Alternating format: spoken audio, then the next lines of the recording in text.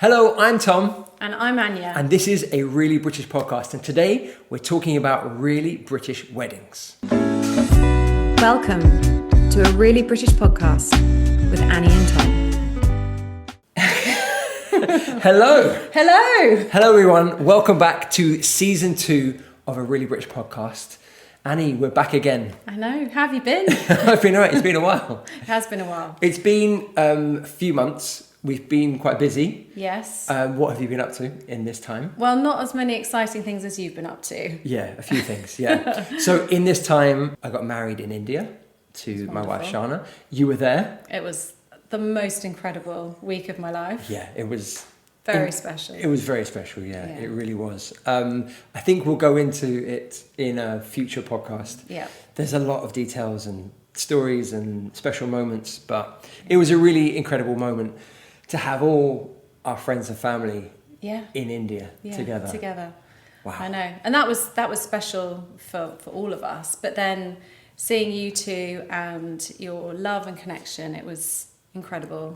And thank you. Getting to know all your lovely friends who I didn't know already, and Shana's friends, and spending so much time together, because as we'll discuss, unlike a British wedding, you know, an Indian wedding goes on over a few days and you really get to chat to people. Yeah, and that's kind of what has inspired us to talk about a really British wedding today, was our experience of an Indian wedding and the differences. I mean, just so many differences. I mean, it's hard to even start talking about, you know, what an Indian wedding experience is like. I think it's a bucket list item for so many people. Yeah. I got to be in it, so that was it was kind of special in that respect. But I think for so many of our guests, coming to an Indian wedding was like something they wanted to do for ages. They're quite famously incredible, aren't they? They're very life affirming. It's colour and light and love and connection and joy, just complete joy. Yeah.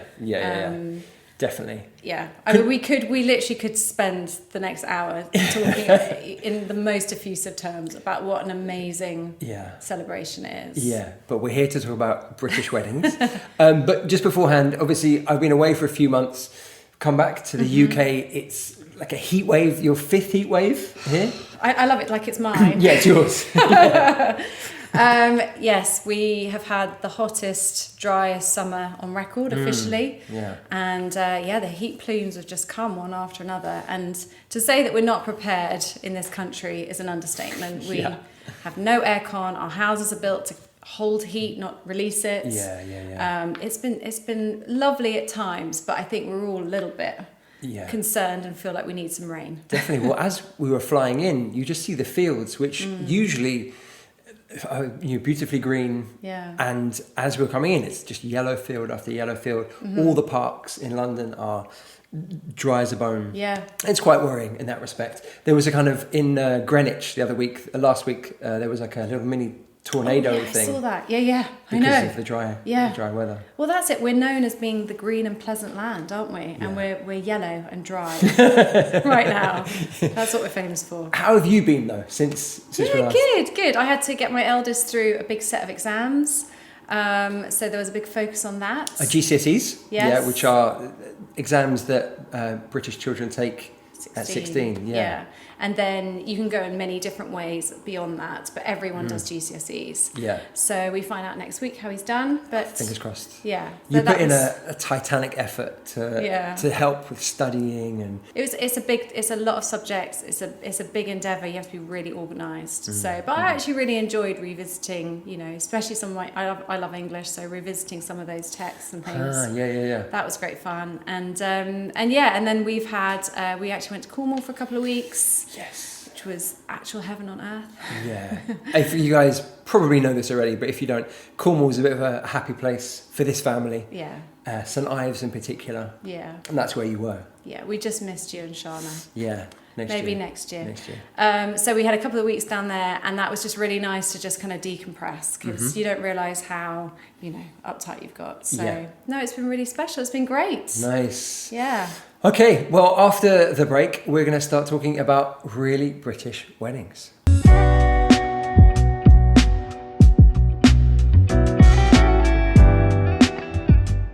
Okay, so Annie, there was this moment during the wedding in India, my wedding in India, where I was seconds away from becoming a viral meme around the world. No. Yeah.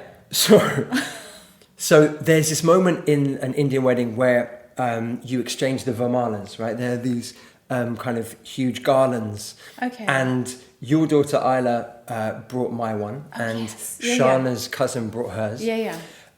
But as Isla is giving me the varmala, she goes to put it over my head because she thought that's you have to wear it. Yeah, it's like a garland. This would have been memed, and because that would mean that's the action the bride does to the groom and the groom does to the bride, not the niece or someone else. So would it have meant effectively you were married to Isla? I would have been marrying. Yes, exactly. Oh my god, I didn't know this. So I think I have seen a video where this happened. A Western person didn't understand the etiquette. Yeah. And it went viral. And Sean and I kind of joked about it beforehand. And then I just assumed someone would have given briefed Isla, but obviously no one did. And so she went to lift it over my head, and I was like, "Oh, no, I'll take that. Thank you so much." Lucky you knew. Lucky that I knew. Yeah. Otherwise, you might have just bent your head and let her put it over your neck. Yeah. So this got me thinking about misunderstanding etiquette and learning the traditions of a different culture. Yeah. When you got married, did you have any moments where things didn't go right in your wedding? Do you know what? I suppose, no, not in terms of etiquette, but we did have a near viral disaster moment on the dance floor. Yes. Although, I suppose it wouldn't be memed because this happened 18 years ago? Yes. So there's no footage of it, I don't think. There's a photo. I have a photo. Okay. So there is a little bit of footage of that. But basically, my husband's Scottish, and so he is very energetic on the dance floor. Yeah. They're used to reels and ceilidhs, and you swing people around. And we were dancing at the end of the wedding in the middle of the dance floor. All our guests had made a kind of circle around us, which is so sweet, really lovely. And suddenly you're like the star of the show, and you're supposed to be, putting out some good dance moves. Anyway, I think my husband's got a bit overexcited and he swung me. Yeah. But I was in high heels and he swung me and I fell and started falling very dramatically to the ground.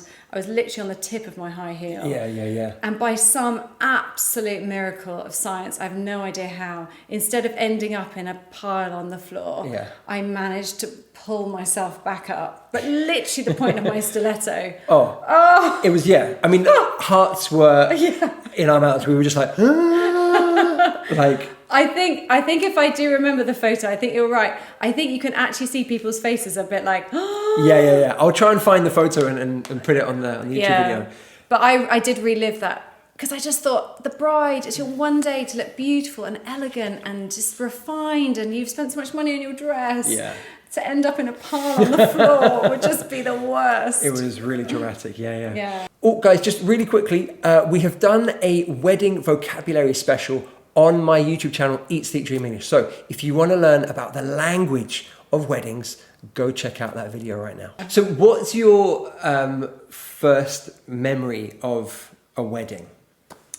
I got to be a bridesmaid when I was 5. Yes. Did you come to that wedding? You would have been too little. Maybe I came, but I wasn't aware. That was for your teacher. My teacher. I was her bridesmaid, and that was a really traditional British wedding. Okay. Church, flower girls. We were flower girls / bridesmaids. Beautiful garlands and dresses, and it was just pure magic. And it is the dream of a lot of little girls to be a bridesmaid. Yeah. And it hit all the main events. It really was just perfect. Yeah. I've seen the photos and you did look just absolutely adorable.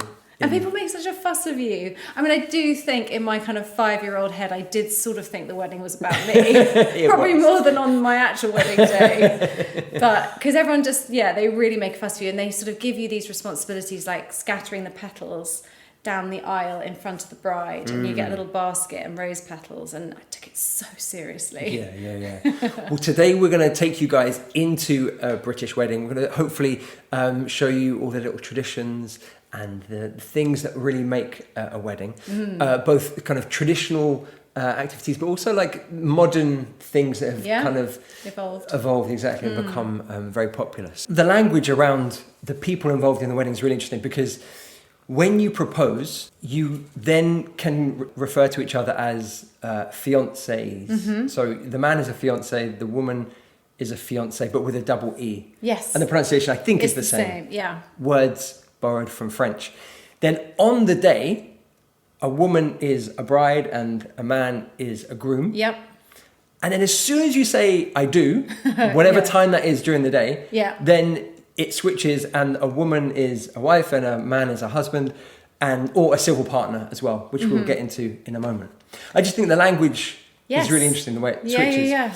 I hadn't really thought about that, actually. Yeah. Do you use the word fiancé? Oh, this is my fiancé. My fiancé. See, that seemed a bit formal, actually. Yeah. I don't know if I would. Maybe someone would have said to you, what's your fiancé do? Yeah.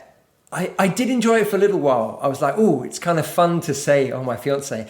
And then I felt, is it a bit douchey? I don't know. I think I said for ages, even after you're engaged, Tom's girlfriend. I mean, his wife-to-be. I mean, his fiancé. Because it didn't come naturally. Yeah, Shana still calls me her boyfriend sometimes. And I'm like, excuse me. We went through a whole thing. Yeah, we know twice. But I think that's really interesting. Just the way that the language switches as you move through it. And I suppose,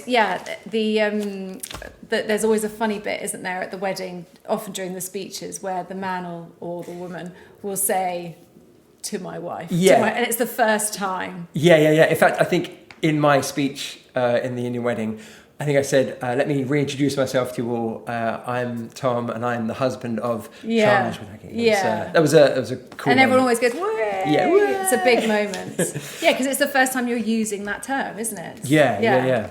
So we're going to dive into the actual traditions in a moment, but let's just talk about the structure of marriages and weddings in the UK. So marriages versus civil partnerships. So I had to do some research for this because I didn't know. Okay. So a marriage and a civil partnership are very similar in terms of like the legal stuff, like your legal rights, your financial benefits, tax allowances. Yeah, your protections, all very similar. But a civil partnership is secular, so not religious. Okay. And it only requires like a document to be signed. Whereas a marriage can be religious or it can be secular as well. And there are vows involved and things like that. The legal age of getting married in the UK is 16. But if you're under 18, you need parental permission. Terrifying. 16. Yeah. So young. So young. Definitely. And I think in the past you could go to Gretna Green and get married younger. It's on the border with Scotland, isn't it? Or maybe just cross over. Maybe not quite. It's just in Scotland, I think. Just in Scotland. And they had slightly looser rules there. Right. So people could drive up and go and get married there. What, so if you were under 16? I think it's, no, probably not under 16, but maybe under 18, but without your parents' permission. Okay. Yeah. You should probably check that. But that was always like, well, I'll just drive to Gretna. To Gretna Green, it's one of those places. You know about it. I wasn't sure why I knew it. Yeah.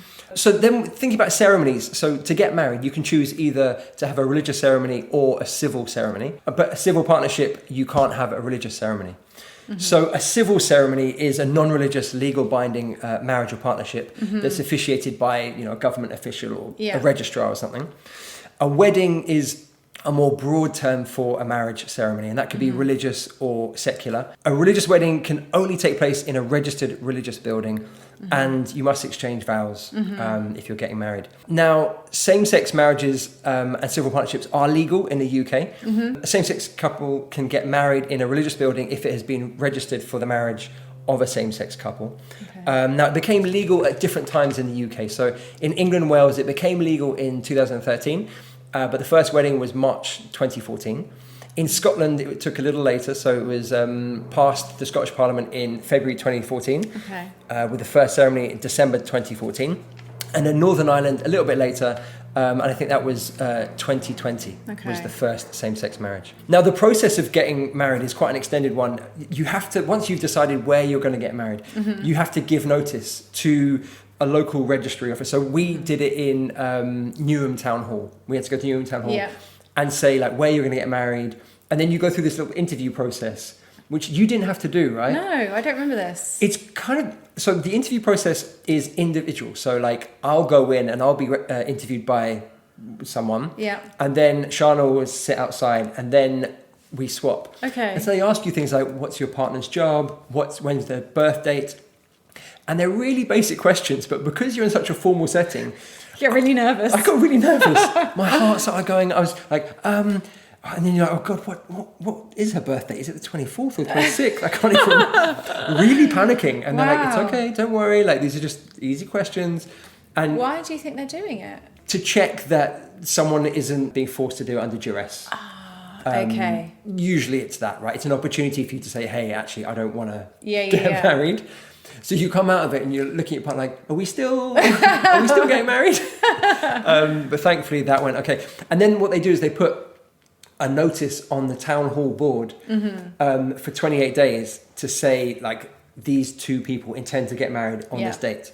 So that if there are any like disputes, I guess it's kind of a way of giving notice. Well, I guess like people, were still in marriages, hadn't got divorced, and then they're trying to remarry, and so it would have been an opportunity for someone to flag that. So that's my husband. Yeah, exactly. There also is a tradition called banns, which you know a bit more about than I do. Well, that's the church one, is it? The church one, so the Church of England requirement. So so a ban is a public announcement made in the church of a couple's intent to marry. So similar idea, but in a church setting, and it's done over 3 Sundays before the wedding, isn't it? Yes, and I think it has to be done in the local parish where they're going to get married. Yeah. But then also in the places where they live. Okay. Is what my research told me. Right. So they read out 3 Sundays within 3 months before the wedding day. Okay. And the purpose, it says here, to check for any lawful block to the marriage. Well, and then there's obviously that done again during the wedding ceremony, isn't there? Yes. Where they say... Yes. Does anyone here know of any reason why these two cannot be joined in holy matrimony? Yeah. And that's usually the centerpiece of any film of a wedding. Yes. Because someone stands up and says something dramatic. Yeah, they run through the door. At that moment. That happens. But I love him. Yeah, that happens in Wayne's World too. I think it's a classic moment. Yeah. But I mean, in terms of pop cultural references. For Weddings and a Funeral is my go-to for weddings for a British wedding. British wedding, because there are 4 of them in there. Yeah, that's probably why. But it's also just like so. It really captures. I mean, it's a very middle class version of a wedding, right? Yeah. Hugh Grant, pretty much his big kind of breakout role. Yeah, exactly. Well, because he goes to so many that by the end he's literally like, who is it today? Who are we here for? And there was a point when all our uni friends were getting married where it felt slightly the same. I think we had 4 weddings on 4 consecutive Saturdays. Right. And it was a bit like, who are we here to see? And then, all the kind of hen do's and stag do's, and it's it's a whole time of your life. Well, hold on. What is a hen do? What is a stag do? We will get to that in a moment. Yes, sorry. Jumping ahead. You're absolutely right, though. There's like a season in your life where like weddings are like back to back. Yeah. Summers get taken up by weddings and hen and stag do parties. Well, you're sort of slightly in it now, aren't you? I'm back in it because of Shana. Yeah. I had mine and now I'm back in it with Shana.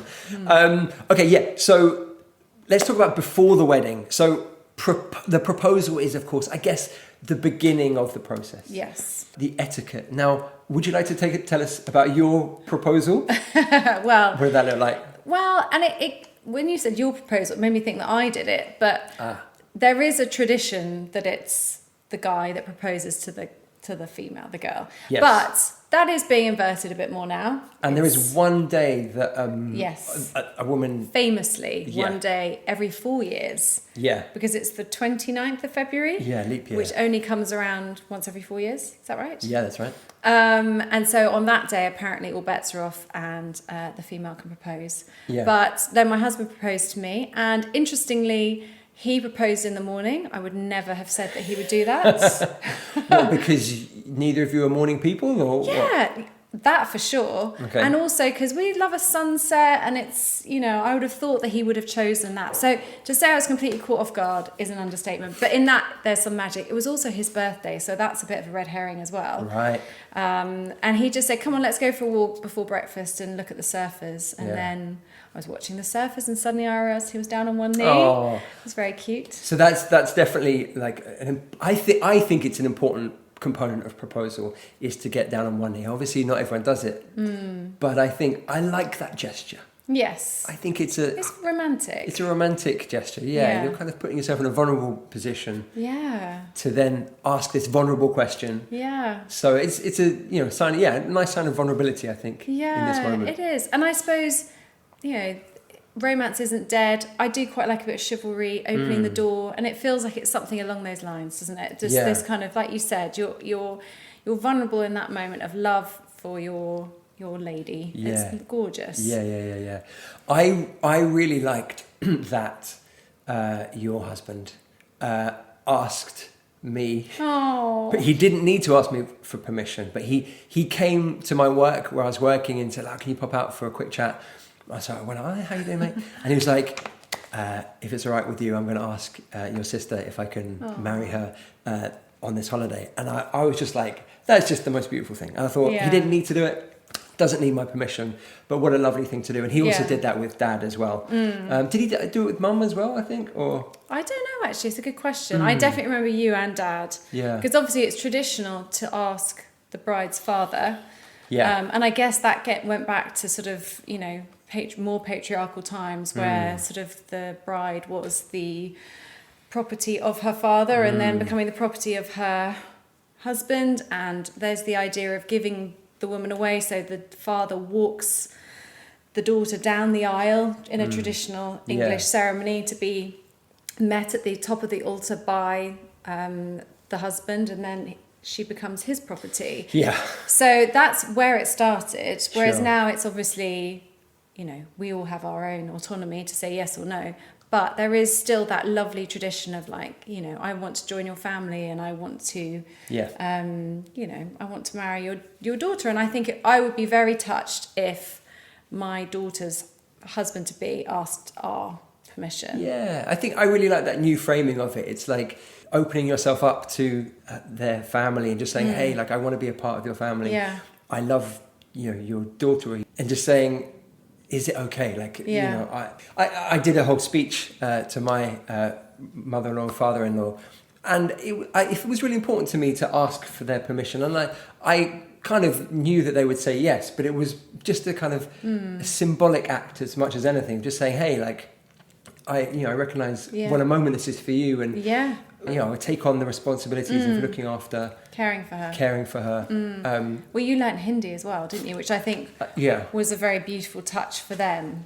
I learned a bit of Hindi, not still in progress. But that was, again, it was a lovely attempt to, Sure. Yeah, you just want to show that you're taking this seriously. Yeah, and that's all you want. Definitely. So proposal etiquette, really fantastic. Then, hopefully they say yes. And then you get to the good bit, the fun part, hen do's and stag do's. Yeah. So some of our audience will probably not know what those are. If you speak American English, then it'll be your bachelor party and your bachelorette party. So stag do or stag party for for a guy, a hen do or hen party for a woman. The do is like a slang word for party. We said, I'm having a do is like a party. Yeah. And some people might even before that do an engagement party. Oh yeah. Oh yeah, we did. Yeah. We really milked it. We all the parties you can have. We had them. You had them. And in fact, we have an anniversary party coming up. Yeah. So yeah. But I suppose if you're not having a wedding for quite a while, it's nice to do an engagement party. Yeah. To sort of celebrate. Yeah. And then It's a special moment. Yeah. Hen do's and stag do's. I mean, there's so much to say. We could do a whole episode on hen do's and stag do's. What reputation? Explain. What is a typical? Well, if you knew that you were in a place where a hen do or a stag do were coming in, you probably would want to get out. Want to leave. Because it's a bunch of very overexcited guys, girls, and sometimes now. Shana had guys on her hen do, didn't she? Absolutely. And we're going to a mixed one next year. So our friends are kind of having a joint one, and all their friends are going. So it's basically just a great celebration. And why not? Like, I really like these like subverting of traditions. Yes. Throughout the wedding process. Yeah. You make it more like in to reflect who you are, and exactly, you make it work for you. Yeah. But I don't think I've ever been to a hen do. I've been to a lot of hen dos, but I've never been to one that had any males. So that's you know, these things evolve, don't they, and change. So your hen do.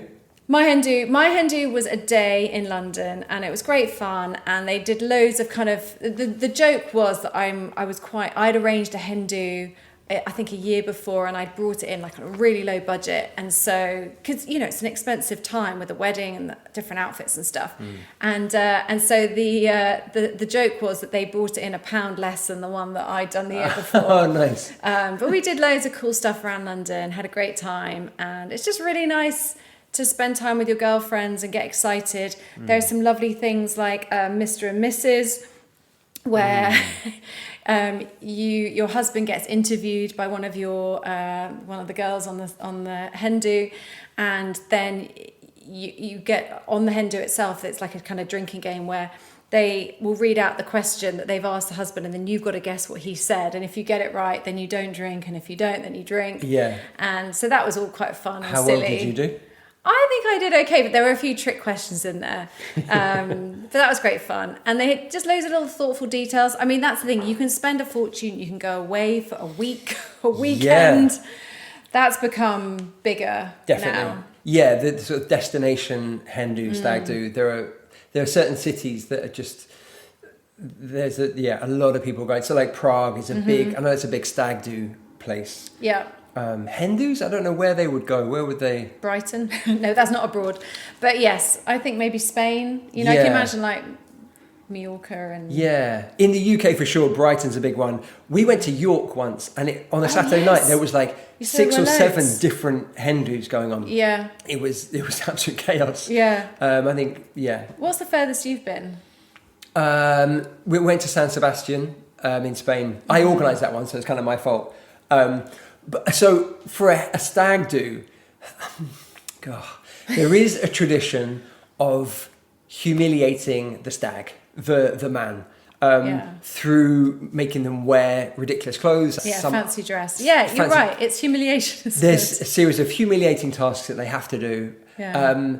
That would be a traditional. I mean, I say traditional, like just the thing that people do. Me and my friends, we don't understand that. I don't get why you want to humiliate them. I just wanted to give my friend the best time. So we went to San Sebastian and we just did really fun activities there. Yeah. And they did the same for you. And they did the same for me. Yeah. We had a lovely time in London. That's it. What goes around comes around. So well, that's it. So you have to be strategic. Yeah. So early on, you set the bar. That's exactly it. So for my 2 best men, for one of them, I organised his stag do almost 10 years ago. So I made sure I was like, be tactful. It's an excellent one. I didn't humiliate him. And then for the other best man, I was the officiant of his wedding. Did a great job. Didn't humiliate him. Yeah. Made sure the stag do was fine. So when it came to them organising my one, they weren't easy on me. And you stayed in the UK because you knew your wedding was abroad. So to get people to go fly for a hen do, stag do, and then fly for a wedding is quite a lot to ask, isn't it? It's a huge ask. Yeah, it's so expensive. And that's the thing as well. It's kind of hard. It's hard to say no to these things. Yeah. But sometimes just financially, like I can't afford to go to Las Vegas. Yeah. For a weekend. Depends how many you have in a year as well, how bunched together they are. But I think that there is definitely a bit of a narrative coming out now of some people going, I'm just, I don't get to have a holiday for myself because all my money is being spent on hen do's, stag do's. And the wedding itself. So, I think it is a bit of a problem for people. Yeah. It's funny what you're saying about the humiliation, because I feel like the vibe of a hen do, maybe there might be a little bit of that, but more like, I don't know, they'd make you wear like a necklace with a willy or something. Yeah, willy straws. Yeah, willy straws, exactly, something like that. But I think it's more of an opportunity for the girlfriends to say, "We love you, honey." You know, like it's like love and support, and off you go into the world, and we're here for you. Oh, how lovely! I know. Maybe that's why the boys are starting to jump into the hen dos a bit more. Yeah, because they sound so nice. So nice, so gentle. Exactly. Just so reaffirming. Oh, yeah. We love you. Champagne, spa day. What's not to love? Exactly. Yeah. Okay, so hen do, stag do's. Now we have to invite the guests to the wedding, and you start off with save the dates. Yes. Which are cards or I guess emails that get people to keep a day free in the future. It's not an invitation yet. No. But it's a, hey, we're having a wedding on this day. Keep it free. Yeah, don't make any plans. Yeah. And how far in advance would you send that, do you reckon? We went for about a year, I think. Well, yours was also abroad, so people had to factor that in, didn't they? Yes, also. But I think about a year's standard. I think that, especially for the summer, because often a lot of British weddings happen in the summer, and then you don't want to clash, do you? No, with other things. And then there are the formal invitations, and then of course that RSVP kind of réservez s'il vous plaît. Réservez, is it? No, Répondez s'il vous plaît. Répondez s'il vous plaît. RSVP. Well, and so the ones that I remember getting back in the day were these beautiful card invites, and they'd have a little envelope inside with the RSVP that you just tick, I'm coming, or I can attend, or I cannot attend, and then the stamped addressed envelope with a stamp. Oh wow. So you just literally put the card back in and you send it straight off. So you make it really easy for people to say yes or no. Yeah. Whereas now I guess most of it would be done with an email address. Or a WhatsApp message. Or WhatsApp message. Yeah. Thumbs up emoji. Yeah. I mean, there must be a whole business, like stationery businesses, because you used to go and choose your wedding stationery, which you'd go to a beautiful shop and your design that you wanted, and the invite would often say something along the lines of, you know, Mr. and Mrs. Walker would like to invite you know, you to their daughter's wedding to, and then name the son-in-law. Yes. You know, again, traditionally, not so much now, but it would be the bride's family who would pay for the wedding, and so they would, you know, from the beginning, it would be their invite. Right. Yeah, who pays for the wedding these days is much more kind of ambiguous, right? It's kind of depending on the families and people's financial situations. And, and they're expensive. I mean, they're definitely not. Yeah. You know, they're a big investment of money. Yeah, I mean, even just we'll get into it, like a simple town hall wedding, which we had here in London, and we paid for. Is expensive. Yeah. There's no kind of cheap way to do it, is there? I mean, not really. I suppose you could do a registry office and then to the pub, and everyone buys their own drinks and raises a toast to you. Sure. But I think you feel like, we certainly felt like we had been to so many great weddings that then you feel like you want to put on a show for people. Like you want to kind of thank your friends for giving you such a good time at their weddings, that you feel this slight responsibility to do the same. Definitely. In terms of gifts, traditional to have a wedding gift list. And that would often be printed on the invitation. Right. And it might be something along the lines of, please feel no obligation to give us a present, but if you did, then we have a gift list at John Lewis or another department store in the UK. Yeah. And then that's quite fun. In fact, there's a scene in Four Weddings and a Funeral quite famously where he goes to buy a present for the wedding, but their gift lists at a really high-end shop, and he can't find anything for like £50. Yeah. And so, you know, I think the sales assistant makes a joke because he says, "What about this?" And she said, "Yeah, that's £50 if you can find another 9 people to pop in the same amount." Wow. Okay. Yeah. Yeah, quite an expensive business. But the idea is to set the bride and groom up for their wedding and for their life together. You know, it's often things like plates and glasses and cutlery and a coffee machine and things like that. And it's funny, I remember we had a wedding list, but I remember people didn't want to buy boring things. Like, we really needed cutlery, but no one wanted to buy cutlery. Yeah, exactly. You want to buy them the interesting thing. The new TV or whatever it might be. Yeah, definitely. I think in lots of other cultures, it's just money, right? Here's just an envelope of money. But for whatever reason, typically it's this wedding list. Yeah. And would you ever go off list? Would you ever have the guts to do that? Yeah, I think if you know the couple well, and if there's something specific in mind, you're like, I know that they would love this thing. Yeah. Yeah, definitely. But the list makes it easier for you, I guess, in that respect. Guys, we're going to take a pause right there, and we're going to come back with a part 2, because there's so much to say about really British weddings. So check back with us. Enjoy part 2. Enjoy part 2.